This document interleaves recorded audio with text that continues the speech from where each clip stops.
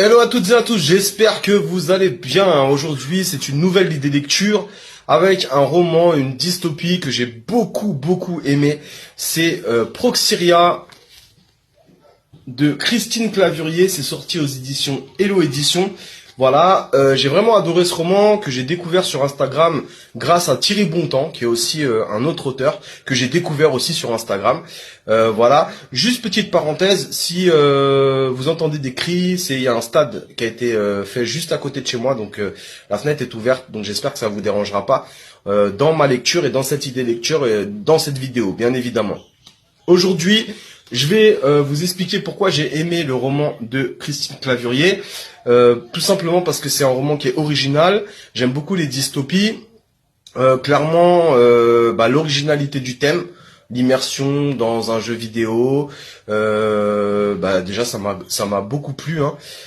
Et puis le ton aussi du roman, il y a de l'humour, il y a aussi des passages un peu plus sombres quand même avec les créatures, et puis il y a toute cette immersion en fait qui est super intéressante. J'attends le tome 2 avec impatience, que je vais commander en fin de mois, et puis en attendant je vais vous lire la 4e de couverture et un petit extrait comme dans toutes mes idées lecture, en espérant que ça vous incite à le découvrir. Proxyria, 2 septembre 2035. Propulsez-vous dans l'aventure. Proxyria vous propose une nouvelle vie. Saisissez-la. Fils quand cette publicité à travers le monde, vantant sa technologie avant-gardiste. Un jeu vidéo immersif aux possibilités infinies. Grâce à Proxyria, chacun peut s'évader, incarner un avatar, parcourir des paysages étranges, combattre des créatures hostiles, dénicher de fabuleux trésors ou même trouver l'amour. 7 personnages aux motivations diverses se lancent alors dans l'aventure. Entre alliance et trahison, tout est permis. Mais certaines menaces sont plus difficiles à détecter que d'autres. Voilà, je vais vous lire un extrait que j'ai beaucoup aimé. Et puis voilà, hein, en ce dimanche. Thomas Duvert, Tom. Thomas s'installe confortablement dans son fauteuil, souffle un bon coup, puis positionne l'électrode sur sa tempe. Il passe à nouveau le long tunnel sombre et se retrouve à Proxyria. C'est sa 2e connexion. La première s'est déroulée très tranquillement, comme il l'a relaté à Quentin, uniquement composée de la visite du village et de quelques pas à l'extérieur.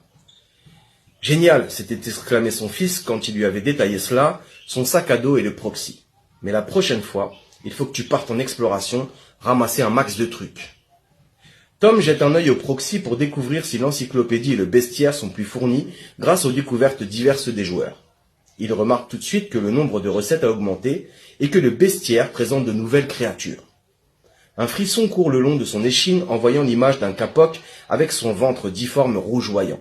« Allez, on y va, ou Quentin va me prendre pour un trouillard si je n'ai pas rien à lui raconter. » Il part alors en direction du sud-ouest et il y discerne des arbres constituant un bois ou une forêt. Il remarque que marcher lui est plus difficile dans ce monde, son avatar s'essouffle facilement, il est moins sportif que son vrai corps. Je suppose que, comme dans beaucoup de jeux, je pourrais, d'une manière ou d'une autre, gagner de l'expérience et améliorer ce corps au fil du temps. Les alentours ne présentent pas de réel intérêt, tout juste de l'herbe verte qui tapisse des vallons. Il est un peu déçu, ce n'est pas avec ça qu'il va rendre fier son fils. Puis, il observe les quelques joueurs qui l'entourent de part et d'autre, affairés à collecter de l'herbe ou ne faisant que traverser des prairies. Ami ou ennemi, se demande-t-il. Pas du tout coutumier des jeux multijoueurs, il ne sait quelle attitude adopter. Se faire des alliés serait judicieux, car, comme le dit l'adage, l'union fait la force. Cependant, comment faire?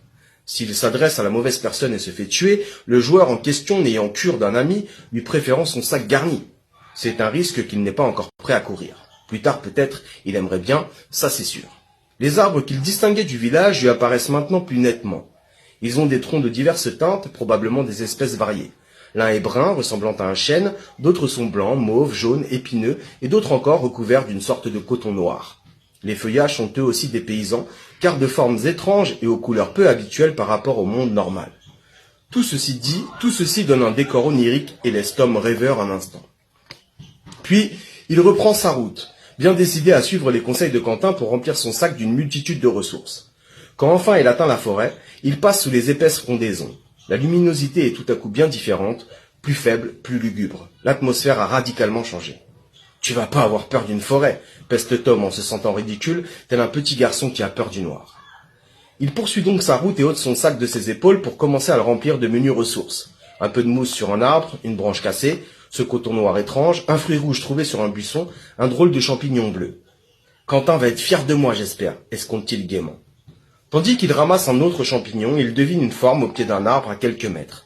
C'est une créature de petite taille, verte, à la tête un peu grande étant donné les proportions du corps. Tom se tapit immédiatement derrière un large tronc. La poisse, c'est quoi ce machin? Panique-t-il mentalement. Comment je vais me sortir de cette mouise?